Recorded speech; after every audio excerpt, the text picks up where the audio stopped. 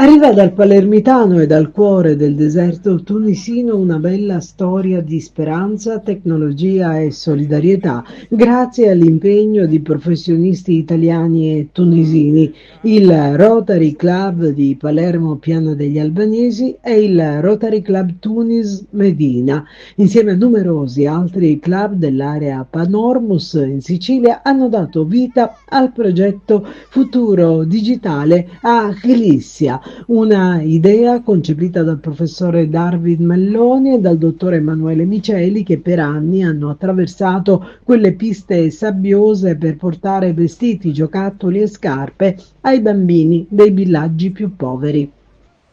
Nel sud della Tunisia, ai margini del deserto, a pochi chilometri dalla città di Dous, sorge un piccolo villaggio, si chiama Glissia.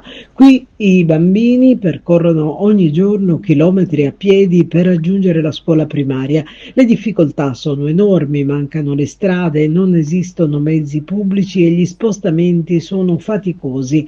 Eppure il desiderio di imparare è più forte di ogni ostacolo. Melloni e Miceli ogni volta si fermavano davanti a quella scuola di Glissia e hanno parlato a lungo con il dirigente scolastico e lì è nata una nuova idea: realizzare una sala multimediale dotata di computer e stampanti dove i ragazzi possano scoprire la tecnologia, imparare nuove competenze e costruirsi un domani migliore. Il progetto, chiamato Futuro Digitale a Glissia, ha obiettivi chiari: fornire strumenti digitali e supporto alla didattica, promuovere l'alfabetizzazione informatica nei villaggi rurali, avviare uno scambio culturale tra giovani tunisini e italiani, sensibilizzare le comunità rotariane all'impegno sociale concreto. Partner di questo importante progetto, che sarà completato entro il settembre del 2025 con una cerimonia ufficiale con la partecipazione delle autorità locali, del corpo docente, delle famiglie e il Rotary. Intanto nei giorni scorsi a Palermo sono stati celebrati due storici gemellaggi rotariani, il primo tra il distretto 2110 Sicilia-Malta e il distretto 9010 Algeria, Marocco, Mauritania e Tunisia.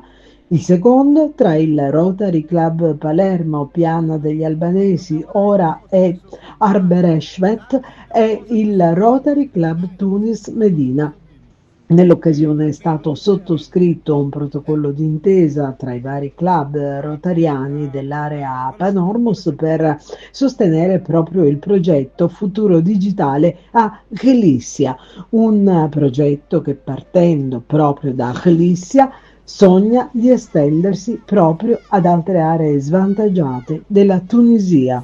Alle donazioni fatte dai nostri amici, anziché buttarle le cose nuove, i giocattoli, tutto quello che non serve più, cerchiamo di fare felici questi bambini che si accontentano di qualunque cosa e ne sono anche grati.